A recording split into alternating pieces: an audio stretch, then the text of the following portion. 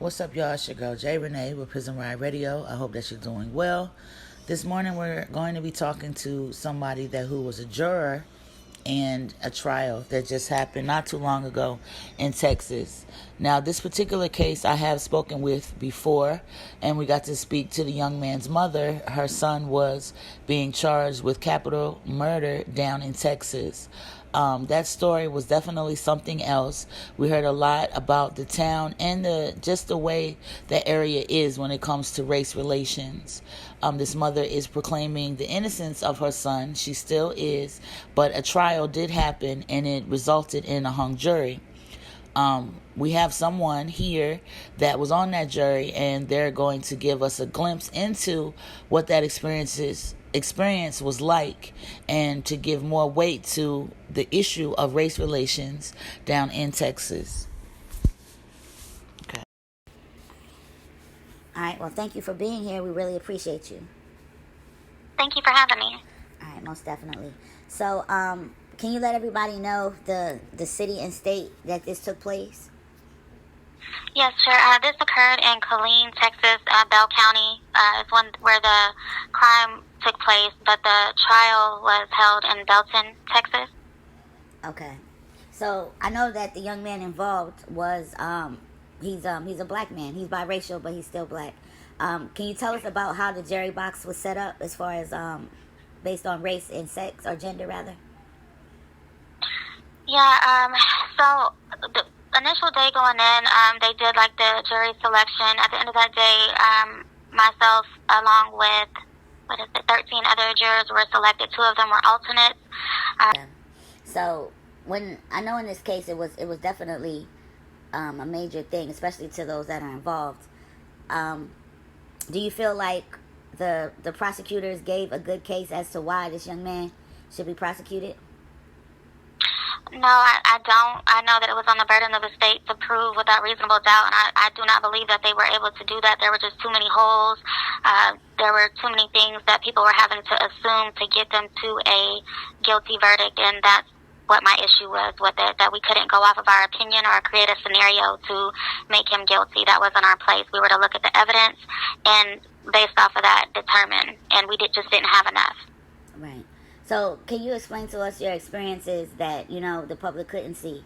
I know you were telling me that it got pretty intense.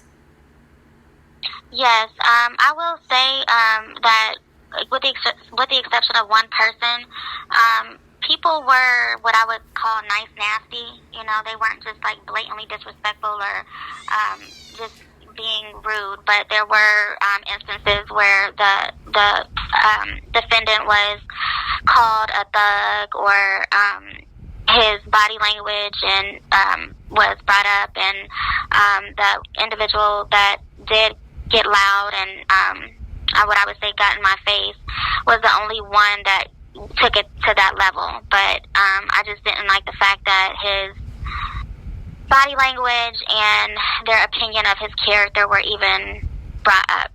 Right, so it was like based on things that really don't matter, just on their assumption of what they thought this young man to be.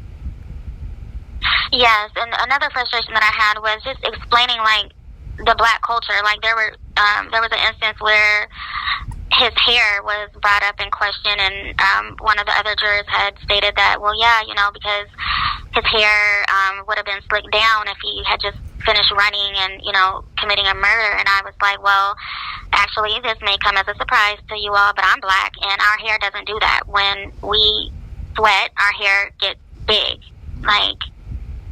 So it's just, and let me just say that I'm aware of how the jury selection process works. I know that it was on the defense as well as the prosecution, and as well as saying that, I just want us as a culture just to do better, because I'm just as guilty of, when I initially got the letter in the mail, I was frustrated, I was irritated, I didn't want to be selected.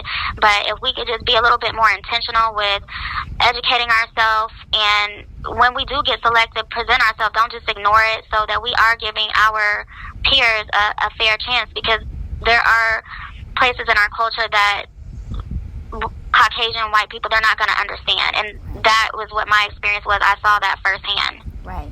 I want to ask you a little more about the incident when he got in your face. What do you mean? Mm-hmm. Like, that he got in your face? Like, did you feel like it was to intimidate you? Was he trying to overtalk you? Like, what exactly do you think his intentions were? I feel like it was a little bit of both. There was a message that was submitted to the court that we were looking over, and a specific word was there, and it was actually a female. She put the paper in my face and kind of leaned forward and was saying, well, it says it right there. It says it right there. What are you not understanding? It's right there. She's pointing at the paper. Her tone is elevated. Her body language is, leaning in toward me. And which at that point I did turn my chair to face her and just let her know that, I don't care. Like, her elevating her tone and her changing her body language is not intimidating me. My question still remains the same. Like, I need to see facts. I need to see evidence, and a word is not getting me to a guilty verdict. No matter how loud you get or what you do, that's not intimidating me. Right. Well, I'm very appreciative that you stood your ground and you had courage in that moment. I can, all of us have good common sense to know that sometimes people can be intimidated, and people make decisions based on that, and the right thing isn't always done. So. Oh, yeah, absolutely, because one of the other jurors after the case had stated to me that she went with a guilty verdict because she felt like she was peer pressured into it. And therein lies my frustration. I know because the jury was hung that this young man is going to have to go before another jury and, go through the same thing. My fear is that, what if he gets a jury full of people who are easily peer pressured, who are easily intimidated? Right. Dang, that's something. We're definitely going to keep up with this case. I do want to ask your personal opinion, though, just about the demographic of the surrounding area. Do you ever see anything when it comes to race relations? I think being in the state of Texas it's a given, unfortunately. It's a red state. I don't know if I'm allowed to say that, but yes, I see it all the time. Right. Okay. Well, I definitely appreciate you. Is there anything else that you want to add that we might have missed? No, just re-emphasizing, just to bring awareness not only to this case, but to this issue overall, because until we make some noise, things will remain the same. So, again, I just say, when you guys get those jury summons in, go without the excuses of trying to get out of it, because it could be your family member who is on trial. I think that's a perfect way to end it. I definitely appreciate you speaking with us about, your experiences, and just to give people a look at, how the system can work. Or not work, I should definitely. say. Yes, for sure. Again, thank you for having me.